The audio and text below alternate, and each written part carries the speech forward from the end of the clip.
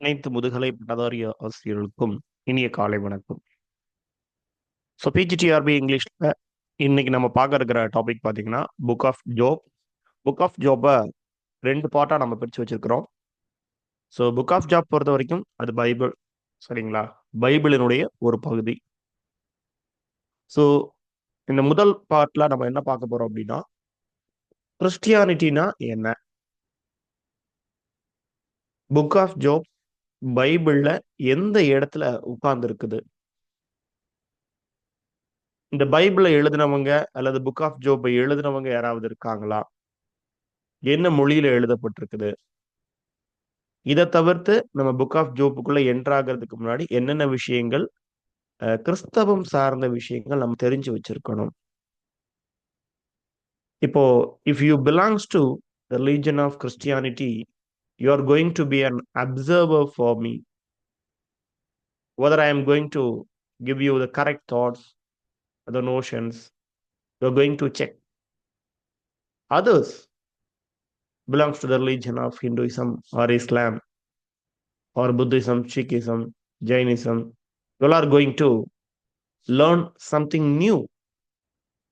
ஏன்னா நமக்கு வெளி தோட்டத்துக்கு தெரிஞ்சிருக்கக்கூடிய கிறிஸ்தவம் அப்படிங்கிறது வேற, உண்மையான கிறிஸ்தவம் அப்படிங்கிறது வேற.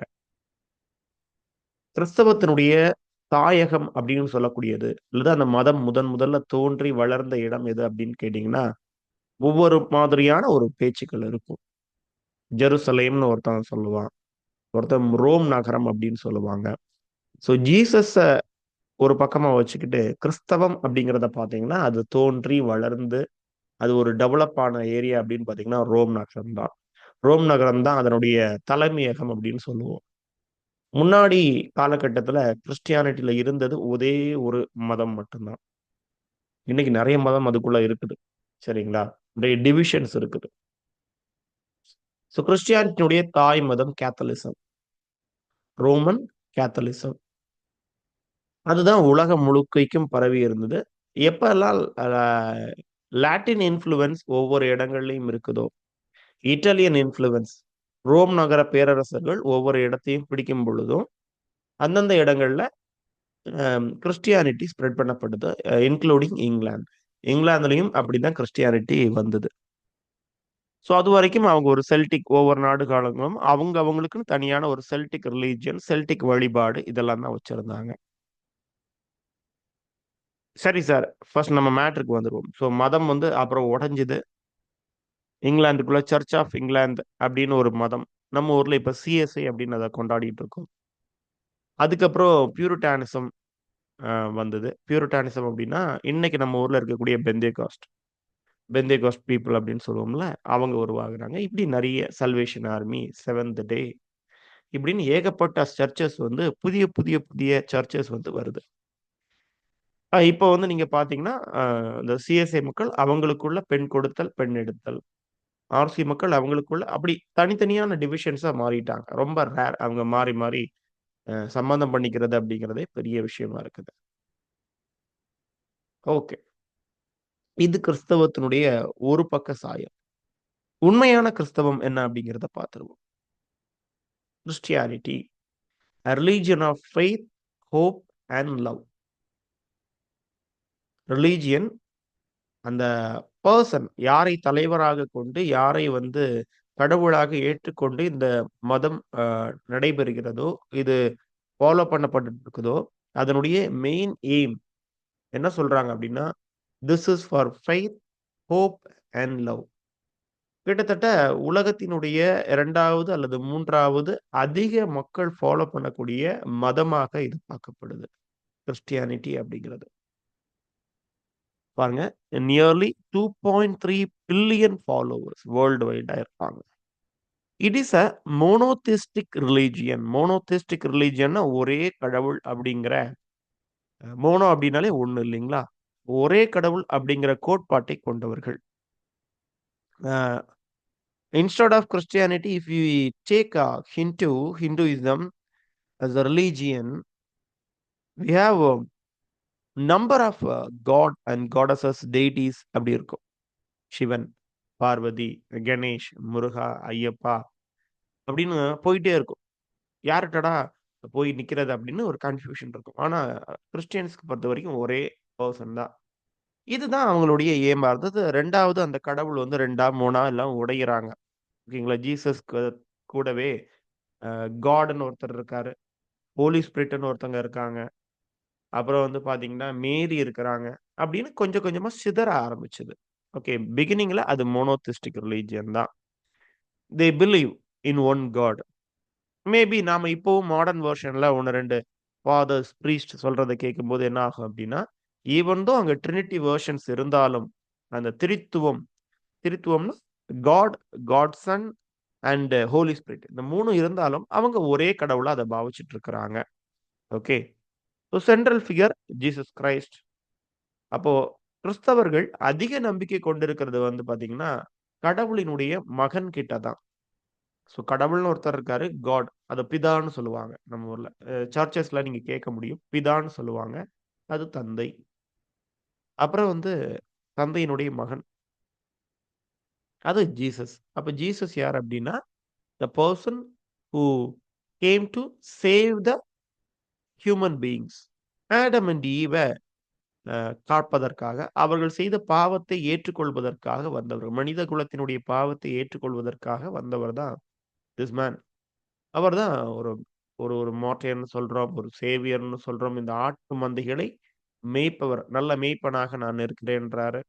இப்படி எல்லா விஷயங்களையும் ஒரு சேர கொண்டதுனால, அவரத்தான் எல்லாரும் பிலீவ் பண்றாங்க. Then God and the holy spirit.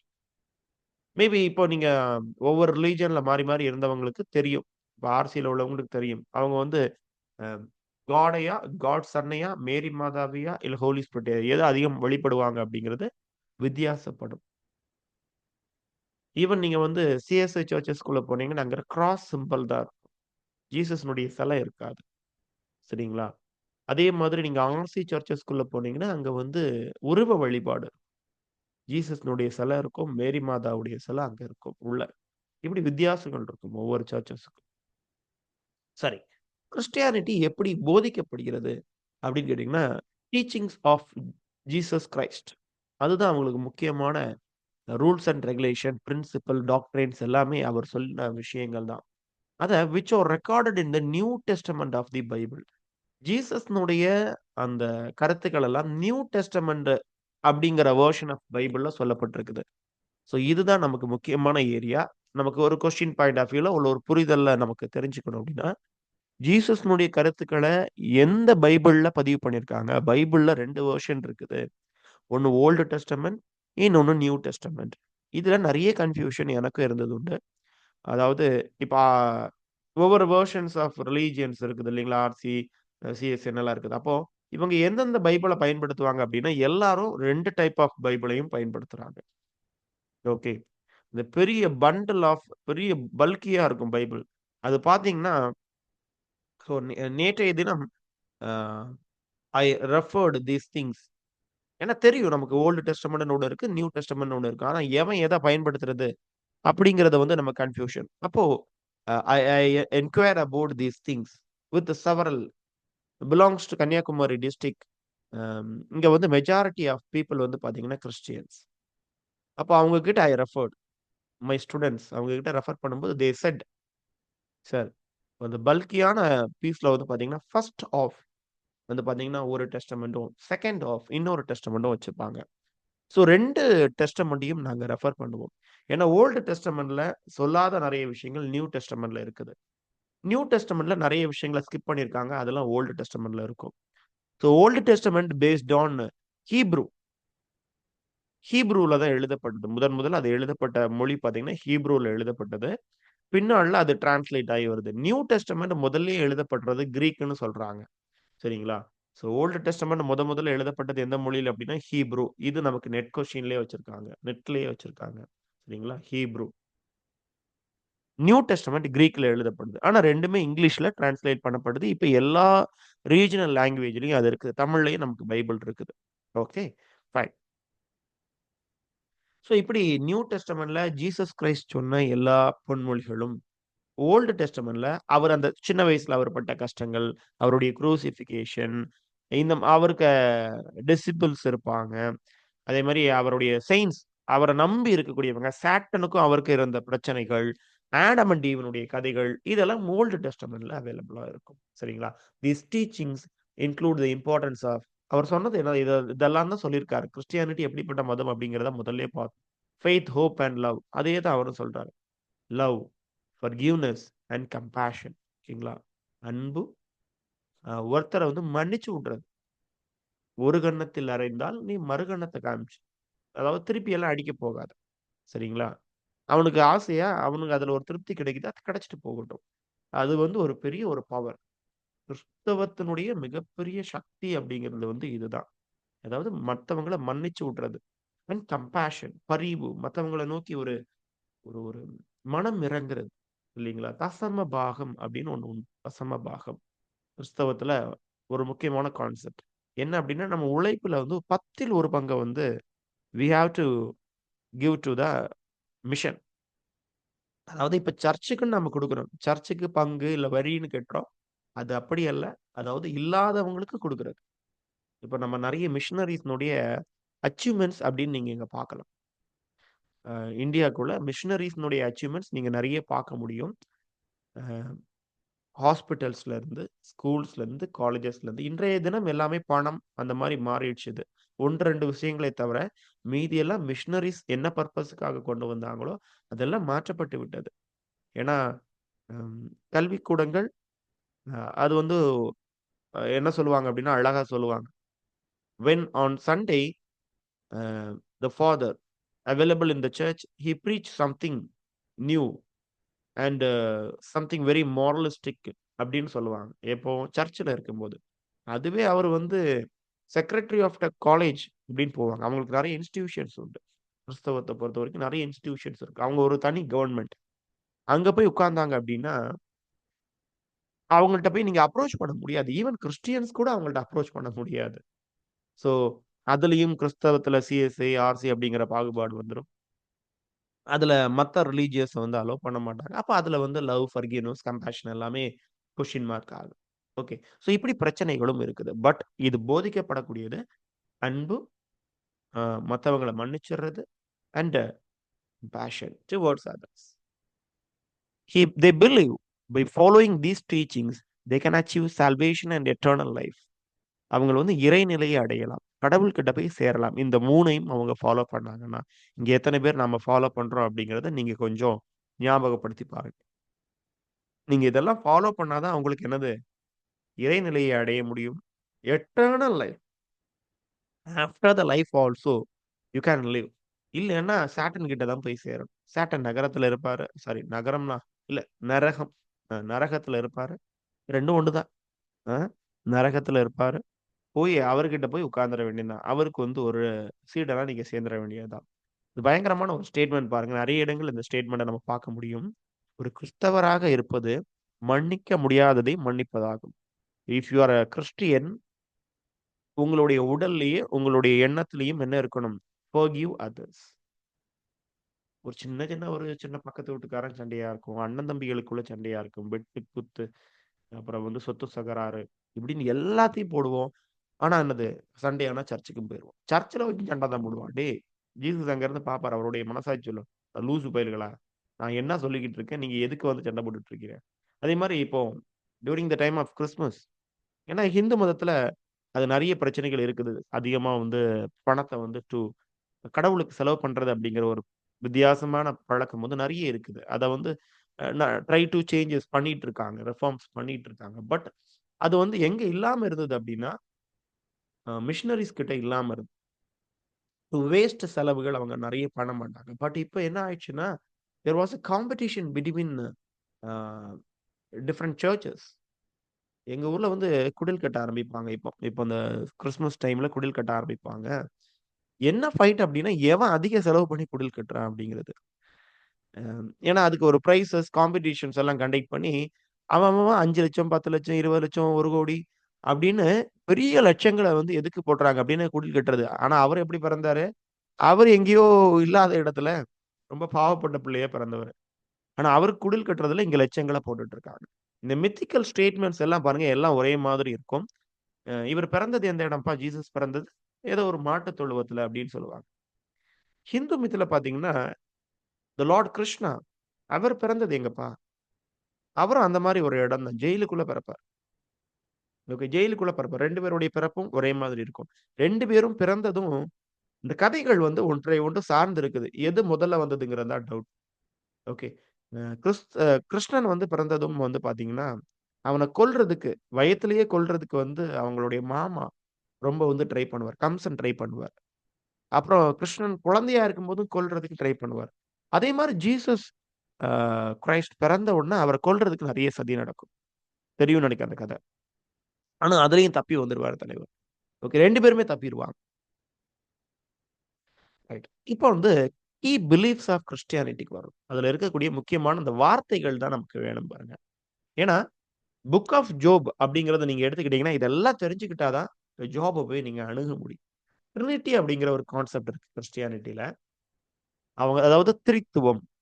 3 முக்கியமான வழிபாடுகள் அவங்க கிட்ட. 1 அந்த கடவுள் வழிபாடு. ஒரு கடவுள் தந்தை, பிதா.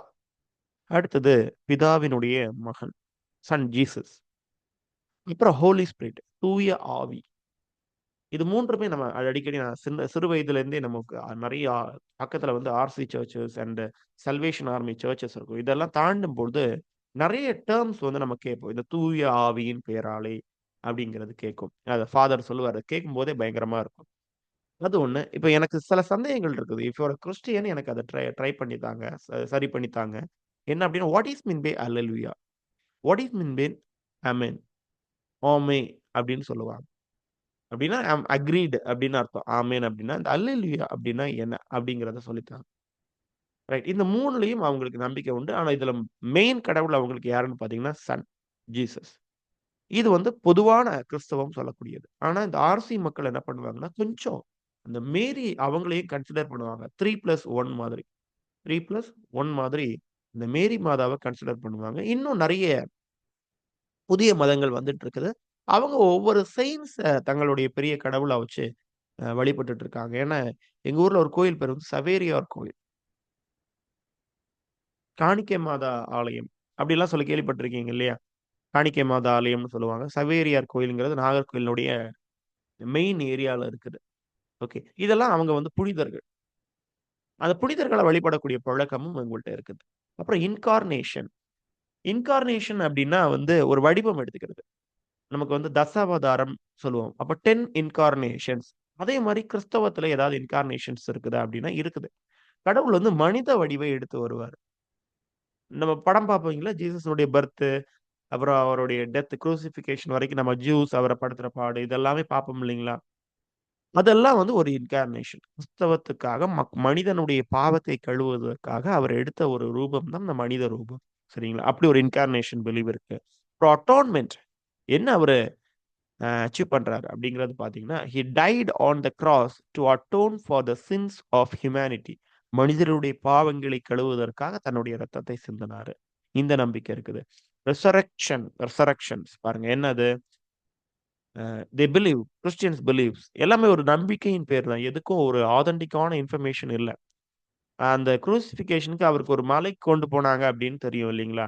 சிலர் என்ன சொல்றாங்க, அது இந்தியால இருக்கக்கூடிய கொல்கட்டால இருக்கக்கூடிய ஒரு மலை அப்படின்னு சொல்றாங்க. இதெல்லாம் ஒரு நம்பிக்கையின் பேர்ல சொல்லப்படக்கூடிய விஷயம். Was resurrected from the death after crucifixion. அவரு திரும்பியும் உயிர்த்தெழுவார். நமக்கு ஈஸ்டர் கொண்டாடுறோம் இல்லீங்களா? திரும்பியும் உயிர்த்தெழுவாரு.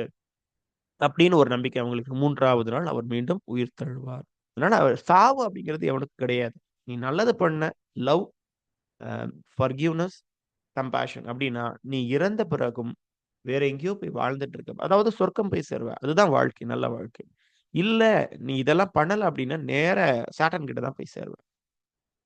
சால்வேஷன் சால்வேஷன் ஆர்மின்னு ஒரு குரூப்பே இருக்குதுன்னு சொன்னேன். சால்வேஷன் இறைநிலை அடையிறது. Is achieved through the faith in Jesus Christ and sacrifice. உங்களை நீங்கள் தியாகம் செய்வது மூலமாகவும், ஜீசஸை முழுவதுமாக நம்புவதன் மூலமாகவும், நீங்க அவர்கிட்ட போய் சேரலாம். இல்ல சார் நான் வெளி உடை நடைக்கு வந்து கிராஸ வந்து கழுத்துல போட்டிருப்பேன். ஆனா எல்லா வேண்டாத வேலையும் செய்வேன். அப்படின்னா, ஒருபோதும் அந்த பக்கத்துல நீங்க போய் சேர முடியாது. அப்புறம் ஹெவன் அண்ட் ஹெல் இது எல்லா மதத்திலயும் இருக்கக்கூடியது. ஹிந்து மித்லயும் இது இருக்குது. அண்ட் இந்த சேம் பேட்டர்ன்ஸ் ஹிந்து மித்லயும் இருக்குது. லவ், பேஷன் கம்பேஷன் இது எல்லாமே அதுலயும் இருக்குதுப்பா. நீங்க கீதா படிச்சீங்கன்னா இதுதான். "நீ எதை கொண்டு வந்தாய் கொண்டு செல்வதற்கு? ஏன் அழுகிறாய்? எனக்குள்ள காசு போயிடுச்சுன்னு அழுவுற. நீ ஏன் கொண்டு வந்த? நான் தானே குடுத்தேன்." அப்படிங்கிறது தான் சொல்லுது அது கீதையும். இப்ப எல்லா மித்தும் வந்து பார்த்தீங்கன்னா, ஒரே பாலிசி. அந்த மித் மேக்கர்ஸ் மித் அப்படின்னா கட்டுக்கதை அப்படின்னு அர்த்தம். ஓகேங்களா? கிறிஸ்டியன் மித், ஹிந்து மித் அப்படின்னா கட்டுக்கதை, கட்டுக்கதை அப்படின்னு தான் அர்த்தம். உண்ம அதுதாங்க. நெறைய பேருக்கு கோவம் வரும் அத சொல்லியாச்சுன்னா. எல்லாமே கட்டுக்கதைகள் அப்படின்னு தான் இதுவரைக்கும் நம்ம பிலீவ் பண்றோம். Heaven and hell. They believe after death கிறிஸ்டியன்ஸ் சொல்றாங்க. They will either go to heaven whether they will be with God for எப்பவும் கடவுள் கூடவே நீங்க இருக்கலாம். ஆர் டூ ஹெல் இல்லன்னா சாட்டன் கூட தான் போய் இருக்கணும். அங்க வந்து சாட்டன் கூட இருக்கிறது பிரச்சனை இல்ல. அங்க ஜாலியா இருக்கும். சாட்டன் வந்து அ காட் ஆஃப் என்னது ஹெல். அதனால அங்க போய் ஜாலியா இருக்கலாம்னா முடியாது. அங்க வந்து என்ன இன்ஸ்ட்ரக்ஷன் அப்டின்னா, நீ செய்த பாவத்துக்கெல்லாம் தண்டனைகள் குடுப்பாங்க அங்க. ஊசிய எடுத்து குத்துவாய்ங்க. உங்க தலைய வந்து ஃபுட்பால் விளையாடுவாங்க. எண்ணெய் சட்டியில போட்டு உங்கள வந்து பொரிச்சு எடுத்துருவாய்ங்க. இப்படியெல்லாம் தண்டனைகள் இருக்கும் ஹெல்ல. பிராக்டிஸஸ். வொர்க்ஷிப் ஞாயிற்றுக்கிழமை தோறும் என்ன பண்ணணும் நீங்க? சர்ச்சுக்கு போகணும். கிறிஸ்டியன்ஸ் பொறுத்தவரைக்கும். இப்ப டெய்லி சர்ச்சஸ் நடக்குது. அம் இப்போ கொஞ்சம் இந்தியன் அடாப்டேஷனுக்கு சர்ச்சஸ் வந்துடுச்சு. இந்தியன் அடாப்டேஷன்னா ஹிந்து அடாப்டேஷன் தான். அதுதான் உண்ம. இந்தியாவுல இருக்க மதங்களினுடைய அடாப்டேஷன் கிறிஸ்டியானிட்டிய பாதிச்சிருக்கும். அது ஒரு ஒரு மெர்ஜிங் ஆயிருக்கும் இந்தியன் ஸ்டைல். ஏன்னா, ஆர்சி ரிலிஜியன் பொறுத்தவரைக்கும் பார்த்தீங்கன்னா, அது முழுக்க முழுக்க ஹிந்து ஒ ஃபாலோவர்ஸ் தான் இருக்கும். நீங்க நல்லா பாருங்க. ஏன்னா, ரோம்ல இருக்கக்கூடிய ஆர்சில வந்து முட்டு போட்டு நடக்கிறதோ, அந்த மாரி ஒரு ஒரு வேண்டுதல்கள் இருக்காது. ஒரு கடினமான வேண்டுதல்கள்லாம் கிறிஸ்டியானிட்டில கிடையாதுங்க. அதாவது சூப்பர்ஸ்டிஷியஸ் பிலீஃப்ஸ் கம்மியா இருக்கும் அங்க. மூட நம்பிக்கைகள் கொஞ்சம் கம்மியா இருக்கும். இல்லைன்னு சொல்ல முடியாது. கம்மியா இருக்கும். ஆனா, இந்தியா, குறிப்பா தமிழ்நாட்டுல இருக்கக்கூடிய கிறிஸ்தவத்துல வந்து பாத்தீங்கன்னா, மூட நம்பிக்கைகள் அதிகமா இருக்கும். அதுக்கு தாக்கம் வந்து இந்தியன் மித்ஸ், இந்தியன் ரிலிஜியன்ஸ் தான் அதுக்கு மிக மிக காரணம். முக்கியமான ஒண்ணு. அந்த உண்ணா நோன்பு இருந்து உயிர விட்டுறது, தவக்காலம் இருக்கிறது. இதெல்லாம் ரொம்ப அதிகமாக வந்து இந்தியாவுல இருக்கு. வேளாங்கண்ணி போனீங்கன்னா, முட்டு போட்டு நடக்க சொல்லுவாங்க. அந்த மணல்ல வந்து முட்டு போட்டு நடக்கணும். இந்த பக்கத்துல இருந்து அந்த பக்கம் வரைக்கும் போகணும். அங்கிட்டு இருந்து இங்க வரும் முட்டுக்கிட்டலாம் பிஞ்சு போகும். நாட் ஒன்லி கிறிஸ்டியன்ஸ், ஹிந்துஸ் எல்லாருமே அத வந்து பண்றாங்க. இப்ப லைக் சபரிமலைக்கு எல்லாரும் போவாங்க இல்லைங்களா? எல்லா மதத்தினரும் போவாங்க. நெறைய பேருக்கு தெரியாத விஷயம். சபரிமலை ஹேஸ் அம் மசூதி இருக்குது அங்க, சர்ச் இருக்குது, கோயில் இருக்குது. One of the fine place ever in India. ஒரு ஒரு ஹோலி பிளேஸ் அப்படின்னு பார்த்தீங்கன்னா, அது சபரிமலை. இப்ப நெறைய இஷ்யூஸ் அதுல போயிட்டு இருக்குது. அங்க போகக்கூடாதுன்றாங்க, இங்க போகக்கூடாது. நீங்க எங்க போனாலும் சரி, உங்களுக்கு பிடிச்சிருக்குதுன்னா எங்க வேணா போயிட்டு வாங்க. ரைட். A fine. இங்க வந்துருவோம் திரும்பியும். ஸோ இந்த வொர்ஷிப் ஆஃப் காட் அப்படிங்கிறது வந்து இந்தியன்னஸோட சேர்ந்து கிறிஸ்டியானிட்டி ஃபாலோ போயிட்டு இருக்குது. இந்தியால இருக்கக்கூடிய கிறிஸ்டியானிட்டி. ஏன்னா, அது தொட்டில் கட்டக்கூடிய பழக்கம். அ நம்ம நெறைய ஆர்சி சர்ச்சஸ்ல பெரிய பெரிய கோயில்கள், ஆர்சி கோயில்கள்ல பார்த்தீங்கன்னா, தொட்டில் கட்டுறாங்க. தொட்டில் எதுக்கு கட்டுவாங்க? குழந்தை பாக்கியம் வேண்டக்கூடியவங்களுக்கு ஏதாவது ஒரு வேண்டுதல் போட்டு தொட்டில் கட்டுவாங்க. இன்னும் வேளாங்கண்ணியில அந்த பழக்கம் இருக்குது. அது வந்து கண்டிப்பா ரோம்ல இருந்திருக்கிறதுக்கான வாய்ப்பே கிடையாது. அதே மாரி கிணத்துக்குள்ள காசு போடக்கூடிய பழக்கம். அது வந்து அங்க அதிகமா இருக்கும். வேளாங்கண்ணி பார்த்தீங்கன்னா, அச்சசல் பார்த்தீங்கன்னா, முழுக்க, முழுக்க, முழுக்க அது ஒரு ஒரு இந்தியன் இந்தியன் பிலீஃப்ஸ் எல்லாம் சார்ந்து இருக்கிற மாரி இருக்கும். ஆர்சி அப்படித்தான் இருக்கும். பொட்டு வச்சிருப்பாங்க. அவங்க நகை போடுறதா இருக்கட்டும், சாரி வியர் பண்றதா இருக்கட்டும், அ அந்த ஃபோர் ஹெட்ல இந்த தலைமுடியோட சேர்த்து ஒரு பொட்டு வைப்பாங்க. திருமணமானவர்கள். நெற்றி குங்குமம். திருமணமான பெண். அந்த பழக்கங்கள். இது எல்லாமே அவங்க கிட்ட அதிகமா இருக்கு. Okay, fine. அதே மாரி கடலுக்கு போகக்கூடிய மக்கள். மீனவ மக்கள் கிறிஸ்தவத்த ஃபாலோ பண்ணக்கூடியவங்க, கடவுள கும்பிடக்கூடிய விதம் வந்து பார்த்தீங்கன்னா, அது ஒரு இண்டியன்னஸ சார்ந்ததா இருக்கும். அந்த கடல வந்து அவங்க தெய்வமா வழிபடுவாங்க. அ செப்பல் போட்டு போமாட்டாங்க ஒரு குரூப் ஆஃப் பீப்பிள். இப்படி நெறைய விஷயங்கள் வந்து பார்த்தீங்கன்னா, அந்த தெய்வீக வழிபாடு அப்படி சேமா இருக்கும். அப்புறம் அவங்களுடைய முக்கியமான ஒரு கையில வச்சிருக்கக்கூடிய ஒரு விஷயம் பார்த்தீங்கன்னா, பைபிள். எப்ப சர்ச்சுக்கு போனாலும், எனக்கு அந்த கிறிஸ்தவர்கள்ட்ட மிக மிக பிடித்த ஒரு விஷயம் அப்படின்னு கேட்டீங்கன்னா இது. கரெக்ட்டா ஞாயிற்றுக்கிழம ஆனா கோயிலுக்கு போவாய்ங்க. எங்க ஊர்ல ஒரு வேள கூப்பிட்டாலும் கோயிலுக்கு வரமாட்டாங்க. வெள்ளிக்கிழமை, செவ்வாய்க்கிழமை எல்லாம் உகந்த நாள் அப்படின்னு ஹிந்துல சொல்லுவாங்க. ஹிந்து பிலீஃப்ல சொல்லுவாங்க. இப்ப எல்லா குரூப்பும் எங்க போக ஆரம்பிச்சுட்டாங்கன்னா, வியாழக்கிழமை சாய்பாபா கோயிலுக்கு போக ஆரம்பிச்சுட்டாய்ங்க. எங்க ஊர்ல சாய்பாபா கோயிலும் ரொம்ப அதிகமாயிட்டு வருது. Not only in our areas, Tamil Nadu முழுக்கையும் பார்த்தீங்கன்னா, சாய் அப்படிங்கிற பெயர், சாய்ராம் அப்படிங்கிற பெயர். அந்த நார்த்ல இருந்து வந்த அந்த செட்டில்மெண்ட் வந்து ரொம்ப தெளிவா தெரியும். இப்போ ஒரு 10 வருஷ காலங்கள்ல, இப்ப மதுரையில இருக்கக்கூடிய ஒரு பெரிய டிஆர்பி சென்டர்னுடைய பேரே பார்த்தீங்கன்னா, ஸ்ரீ சாய் அகாடமி. அ அப்படி அந்த இன்ஃப்ளூயன்ஸ் ஆஃப் நேம் சாய் அப்படிங்கிற ஒரு ஒரு செயிண்ட். அவர் ஒரு செயிண்ட். நாட் இன் ஹிந்து ரிலிஜியன்னு சொல்ல முடியாது. அவர் ஒரு காமன் இந்தியன்ல இருக்கக்கூடிய நெறைய ரிலிஜியனுடைய ஒரு காமனான ஒரு செயிண்ட் மாதிரி. அவருடைய இன்ஃப்ளூயன்ஸ் பயங்கரம். எல்லாம் வியாழக்கிழமை போறாங்க. பட் பழைய ட்ரடிஷன் வந்து பார்த்தீங்கன்னா, செவ்வா, வெள்ளி அப்படிங்கிறது தான் நம்ம ஊர்ல எங்க அம்மா சொல்லி, என் பாட்டி சொல்லி நான் கேட்டுருக்கிறேன். ஸோ அத வந்து இப்ப மறந்துட்டாங்க மக்கள். ஸோ இப்போ ஒரு புதிய காட் கிடைச்சதுனால அத போட்டாங்க. தமிழ் கடவுள்கள், சிறுதெய்வ வழிபாடு எல்லாத்தையும் நட்டாத்துல விட்டுட்டு போயிட்டாங்க. ஓகே. ஒவ்வொரு குடும்பத்துக்கும் வந்து பார்த்தீங்கன்னா, குலதெய்வம்னு ஒண்ணு இருக்கும். அதெல்லாம் இப்ப நட்டாத்துல இருக்குது. குலதெய்வம். ரைட். இது எங்க ஊரினுடைய நிலைமை. உங்க ஊர்ல எப்படி இருக்குதுன்றத ரைட். அப்ப பைபிள் அப்படிங்கிறது ரொம்ப முக்கியம். ஏன்னா ஹிந்துஸ் வந்து அந்த கீதாவ வந்து அந்த அளவுக்கு படிக்க மாட்டாங்க. கோயில்லயும் சொல்லிக் குடுக்குறதில்ல. ஒரு சாமியாருக்கும் அது தெரியாது. பட் இங்க பைபிள் தான் அவங்களுக்கு முழுக்க முழுக்க. ஆனா அத பிலீவ் பண்ணி நடக்கிறாங்களா? இல்லையா? அப்படின்னு கேட்டா அது கொஸ்டின் மார்க். அப்புறம் சாக்ரமென்ட்ஸ். சாக்ரமென்ட்ஸ்னா சில சடங்கு சம்பிரதாயங்கள் இவங்க கிட்ட உண்டு கிறிஸ்டியன்ஸ்க்கு. என்னென்ன அப்படின்னா, ஒண்ணு பேப்டிசம். மிக முக்கியமான ஒண்ணு பேப்டிசம். ஞானஸ்தானம் பண்றது.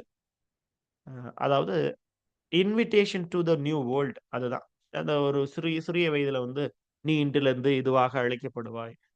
நீ வந்து கிறிஸ்தவனாக" அ அ தண்ணீல பெரியவங்கள எல்லாம் தண்ணீல முக்கி கொண்டு வருவாங்க. சின்ன பசங்கன்னா தண்ணீய தெளிச்சுக்கிட்டு பேப்டிசம் குடுக்குறது. ஈவன் யாருக்கு பேப்டிசம் குடுத்துருக்காங்க அப்டின்னா, ஜீசஸுக்கே பேப்டிசம் குடுத்துருப்பாங்க. அப்புறம் கம்யூனியன். கம்யூனியன் அப்படிங்கிறது திருவிருந்து அப்படின்னு சொல்லுவாங்க. அம் பார்த்தா தெரியும். ஒரு கொஞ்சம் வளர்ந்த பசங்களுக்கு ஒரு 5ஆம் கிளாஸ், 6ஆம் கிளாஸ் படிக்கக்கூடிய பசங்களுக்கு கூப்ட்டு, இவங்களுக்கு இன்னைக்கு கம்யூனியன் வச்சிருக்கிறோம். அ ஒரு அங்க ஒரு சமுதாய அங்கத்தினரா ஏற்றுக்கொள்றதுன்னு நெனைக்கிறேன். I am not very sure about communion. திருவிருந்து அப்படின்னு ஒரு ஃபங்ஷன். நல்ல சாப்பாடு போடுவாங்க. ஓகேங்களா. நீங்க போயாச்சுன்னா ஒரு மொய் மொய் குடுக்கணும் அவங்களுக்கு. ஒரு மொய் குடுத்துட்டு, போய் நல்லா சிக்கன், மட்டன் எல்லாம் போடுவாங்க. எல்லாம் சாப்பிட்டுட்டு வர வேண்டியது தான். ஓகே. இது அவங்களுடைய நம்பிக்கைகள். Baptism, communion. இந்த வார்த்தைகள் எல்லாம் ஞாபகம் வச்சுக்கோங்க. பாரடைஸ் ரீகெயின்டுல ஜான் மில்டன் பேப்டிசம் ஜீசஸுக்கு யாரு பேப்டிசம் பண்ணது அப்படிங்கிற இன்ஃபர்மேஷன் குடுப்பாரு. அப்புறம் பைபிள். நம்ம இப்ப மேட்ருக்கு வந்துரும். புக் ஆஃப் ஜோப் எங்க இருக்குதுன்னு கண்டுபிடிக்க போறோம். சரிங்களா? பைபிள். அம் பைபிள தொழக்கூடியவங்க பார்த்தீங்கன்னா, ஒண்ணு கிறிஸ்தவர்கள், இன்னொன்னு யூதர்கள். சரிங்களா? ஜூஸ். 2 பேருமே இதுக்கு சம்மந்தப்பட்டவர்கள் அப்படின்னு சொல்லலாம். ஓல்ட் அண்ட் நியூ டெஸ்டமெண்ட் அப்படின்னு 2 இருக்குதுங்க. ஓல்ட் அண்ட் நியூ டெஸ்டமெண்ட்ன்னு இருக்குது. இது வந்து ஜீசஸ்னுடைய வாழ்க்கை வரலாறு மொத்தமா அவருக்கு முன்னாடி, அவருக்கு டைம்ல, அவருக்கு பின்னாடி அப்படிங்கிற வாழ்க்கை வரலாற பத்தி சொல்லுது. இதுல ஓல்டு டெஸ்டமெண்ட் அப்படிங்கிறது ஹீப்ரூ ஸ்கிரிப்சர்ல எழுதப்பட்டது. ஹீப்ரூ மொழியில எழுதப்பட்டது. இது எதெல்லாம் பத்தி சொல்லும் அப்படின்னா, history of the Jewish people யூதர்களுடைய வரலாறு, அவருடைய சட்டதிட்டங்கள், அவர்களுடைய ப்ராபஸிஸ். அவங்களுக்குன்னு ஒரு கடவுள் இருந்திருப்பார் இல்லைங்களா? அவருடைய அந்த ப்ராபஸிஸ் எல்லாமே.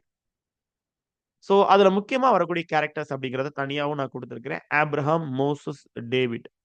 இது நம்பிக்கை பத்தி, கன்வீனியன்ட் பத்தி, அந்த சட்டதிட்டங்கள் பத்தி சொல்லுது. Old testament. அப்ப அதிகமா ஜூஸ பத்தி இது கொஞ்சம் சொல்லும். அந்த இன்ஃபர்மேஷன் கிடைச்சது.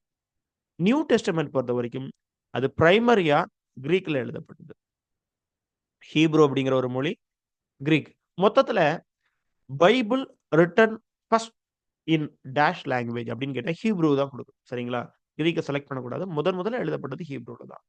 இது நியூ டெஸ்டமெண்ட் எத பத்தி இருக்கும்னா, focuses on the life and teachings of Jesus Christ and அவருடைய சீடர்கள், டிசிபிள்ஸ் பத்தியும் இருக்கும்.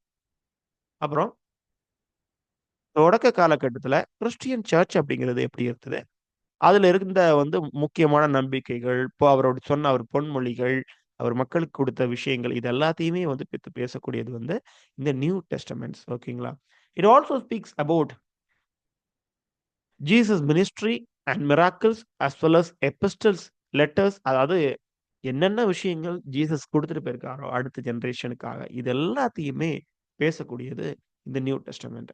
அண்ட் கிறிஸ்டியன் கம்யூனிட்டீஸ் அப்புறம் கிறிஸ்தவர்கள் கடைபிடித்து நடக்க வேண்டிய விஷயங்கள், அவர்கள் உள்ளார்ந்து புரிஞ்சுக்க வேண்டிய அந்த மத கோட்பாடுகள், தியாலஜிக்கல் இன்சைட்ஸ் எல்லாத்தையும் பத்தி இது பேசும்.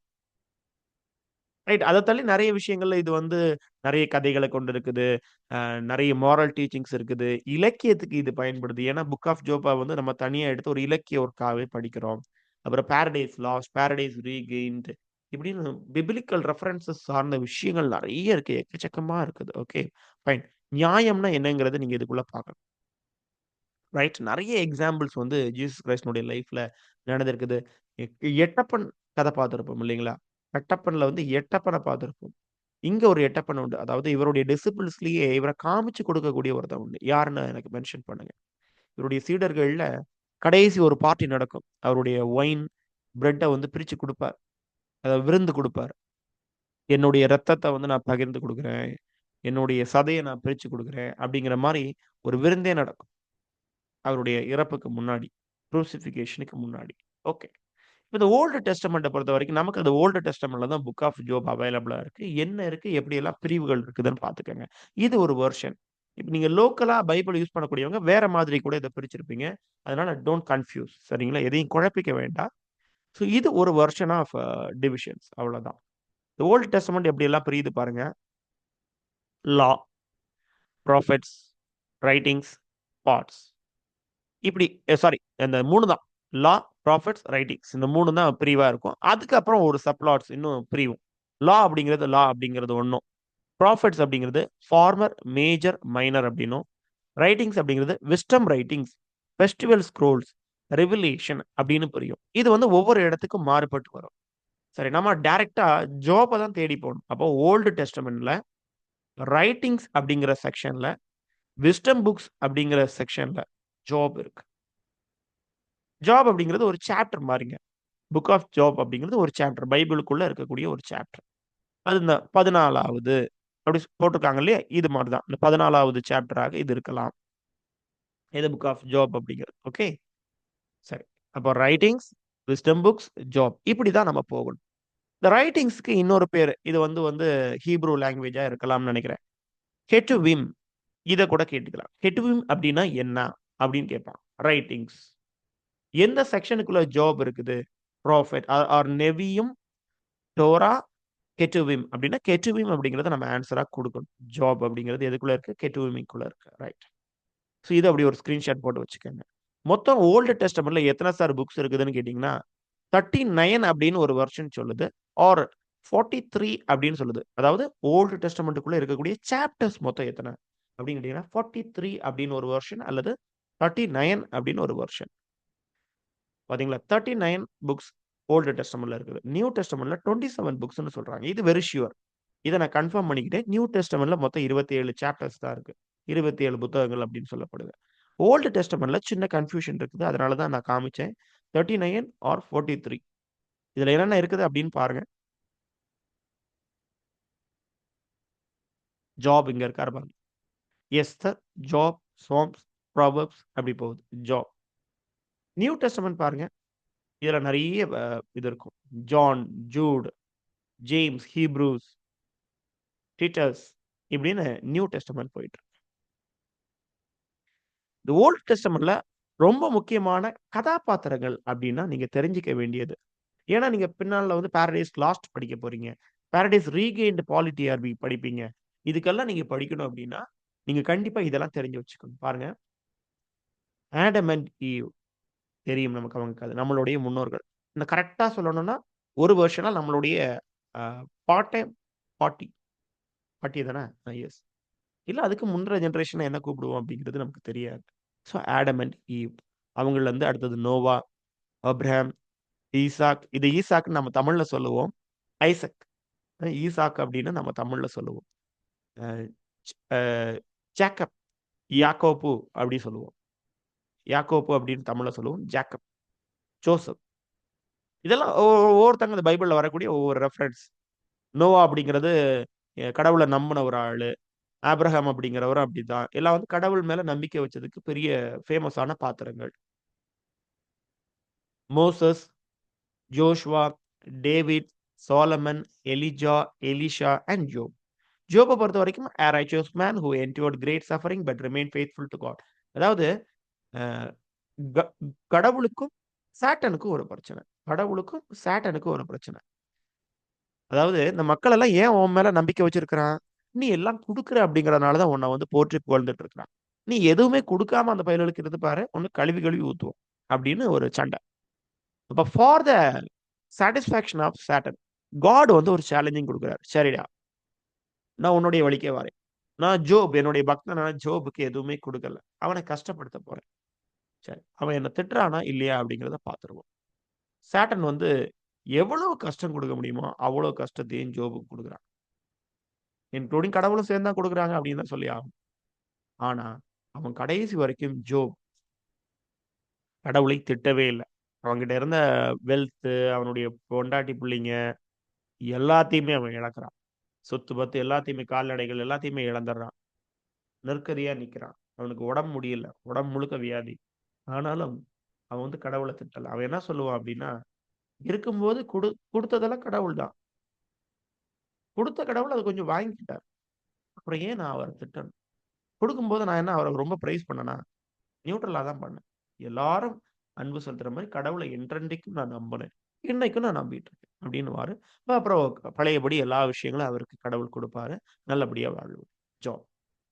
நியூ டெஸ்டமென்ட் பொறுத்தவரைக்கும், அதுல மிக முக்கியமான கதாபாத்திரங்கள் அப்டின்னா, ஜான் தி பாப்டிஸ்ட்.